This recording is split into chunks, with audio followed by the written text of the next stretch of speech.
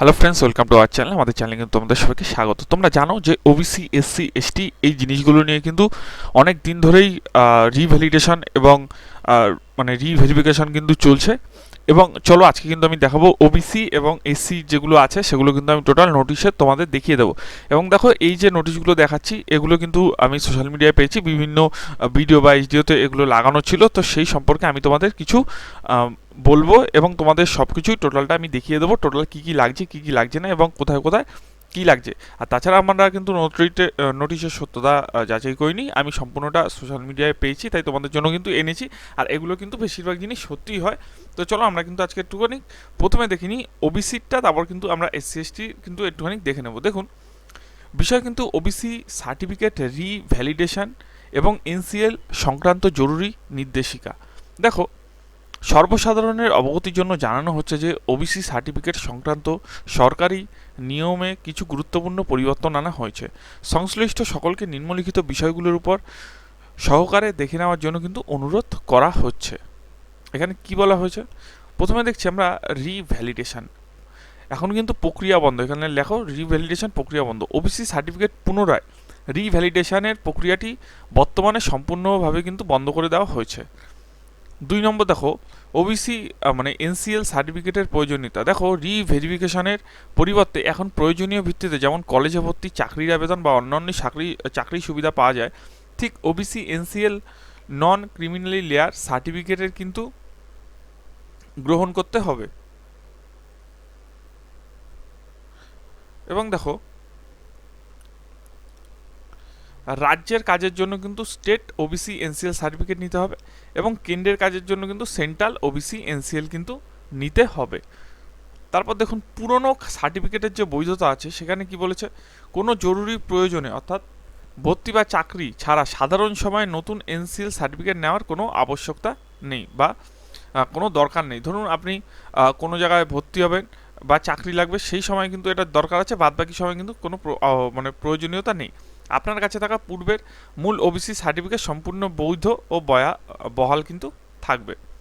তারপর দেখুন আরও কী কী বলেছে? বৈধ 66টি ওবিসি সাবকাস্ট বা অন্যান্য অনগ্রশ্রেণীর তালিকা।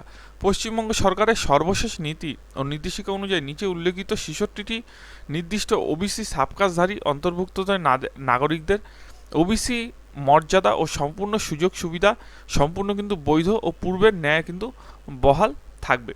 এটি তো আমরা কিন্তু ওবিসি যে তোমরা এনসিএল সার্টিফিকেট নিয়ে অনেক দিন ধরে বলছিলে, তো সেটা কিন্তু আপাতত বন্ধ রয়েছে, আবার কিন্তু চালু হলে আমরা কিন্তু দেখে নেব। এবার তোমরা কিন্তু তোমাদের পার্শ্ববর্তী যে এইচডিও বা ভিডিও আছে সেখানেও কিন্তু তোমরা দেখতে পারো। আশা করি একটা মানে যখন নোটিশ আসে তখন সেটা কিন্তু সব জায়গাতেই মোটামুটিভাবে সার্কুলার থাকে।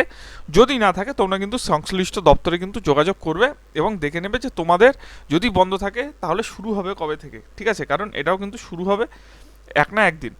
চলো আরেকটি নোটিশ কিন্তু আমরা দেখে নেব, এটা কিন্তু এসসি সম্পর্কিত, ঠিক আছে? এসসি সম্পর্কিত আমরা কিন্তু নোটিশটি একটুখানি দেখে নেব।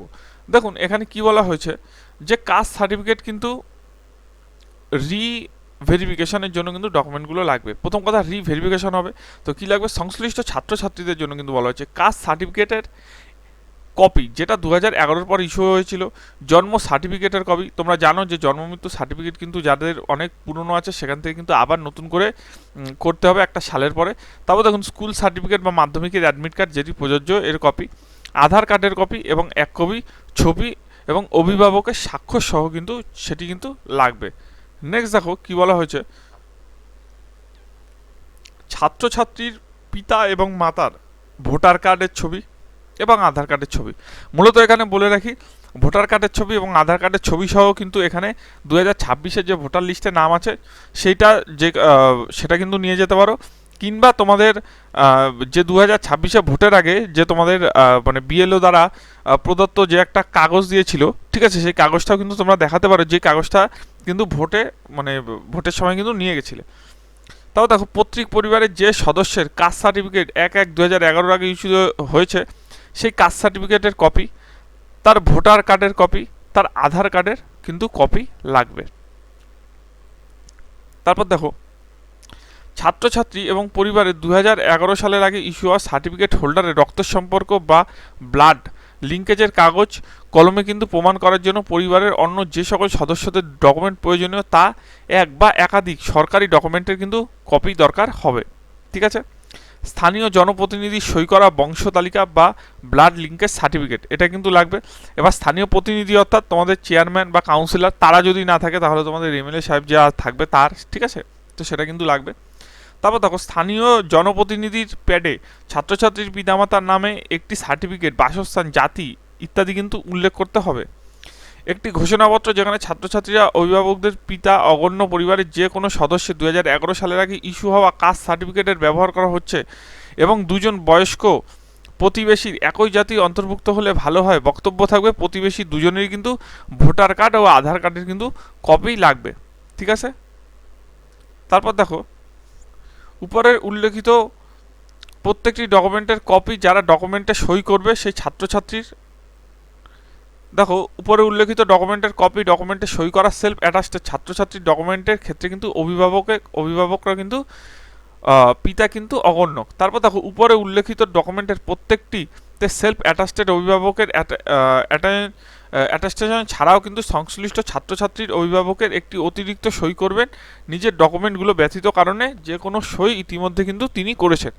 এবং প্রত্যেকের কিন্তু ভোটার স্লিপ কিন্তু তোমরা জানো যে তোমাদের কিন্তু দিয়েছিল বা সার্টিফিকেটের অনলাইন স্ট্যাটাস কিন্তু তোমাদের দেখাতে হবে।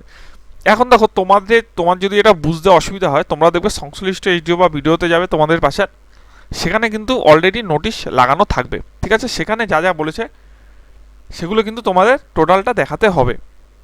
এবং তোমাদের আরেকটি কথা আমি বলে রাখলাম যে তোমাদের কিন্তু সবারই প্রত্যেকেরই কিন্তু রিভ্যালিডেশন এবং রিভেরিফিকেশন হবে। এবং যেহেতু 1950 সালের দলিল আর বাধ্যতামূলক নয় এসসি এসটির ক্ষেত্রে, সেক্ষেত্রে কিন্তু নতুন নিয়মে 2015 সালের যে নোটিশ আছে সেটি ফলো করে কিছু কিন্তু আবার নতুন অ্যাড করতে পারে। সেক্ষেত্রে যদি অ্যাড করে বা কোনো এইচডিও বা বিডিও বা কোনো পৌরসভা পঞ্চায়েত যদি অ্যাড করে সেরকম সংশ্লিষ্ট দপ্তরের লোকরা, তাহলে তোমাদের জন্য কিন্তু আমি সেই রিলেটেড আবার ভিডিও এনে দেবো। তার কারণ হচ্ছে গিয়ে দেখো, এবং দেখো তোমাদের কিন্তু যে সার্টিফিকেটের ব্যাপারটা, ঠিক আছে, তোমাদের কিন্তু রিভ্যালিডেশন এবং রিভেরিফিকেশন আপাতত তোমাদের চলবে। এবং তোমরা কিন্তু নির্দিষ্ট বা সংশ্লিষ্ট যে দপ্তর আছে সেখানে কিন্তু সবসময় একটুখানি চেষ্টা করবে যে খোঁজ রাখার। তার কারণ নিয়ম কিন্তু প্রত্যেক দিনই কিছু না কিছু চেঞ্জ হচ্ছে। এর আগে তোমরা দেখেছিলে, আমি কিন্তু তোমাদের সেটা ভিডিও দিতে দেখিয়েছিলাম যে কিছু কিছু পৌরসভায় কিন্তু এরকমও দিয়েছে যে 2015 সালের পর থেকে রিভেরিফিকেশন হবে, কিছু জায়গায় দিয়েছে 2021 সালে। দেখো বেশিরভাগ কিন্তু হচ্ছে দুয়ারে সরকারের পদ যারা হচ্ছে তাদের কিন্তু। আর সব থেকে জরুরি যেটা দেখছে সেটা 2026 সালে তোমার বা তোমার মা বাবার নাম আছে নাকি সেটা কিন্তু খুব গুরুত্বপূর্ণভাবে দেখছে। ঠিক আছে, তার কারণ 2026-এ যে নাম থাকা এটা কিন্তু খুব দরকারি এবং এটাই কিন্তু বেশিরভাগ জায়গায় কিন্তু লক্ষ্য করছে। এটা যদি থাকে তাহলে কিন্তু আর অসুবিধা তেমন একটা হচ্ছে না। ঠিক আছে, তো তোমাদের কিন্তু এটুকু বলছি। কেমন লাগলো ভিডিওটি জানিও, ভালো লাগলে চ্যানেলটি কিন্তু সাবস্ক্রাইব করো। এবং আরেকটি কথা, নিচের ডিসক্রিপশনে আমাদের টেলিগ্রাম লিঙ্ক আছে, অতি অবশ্যই কিন্তু জয়েন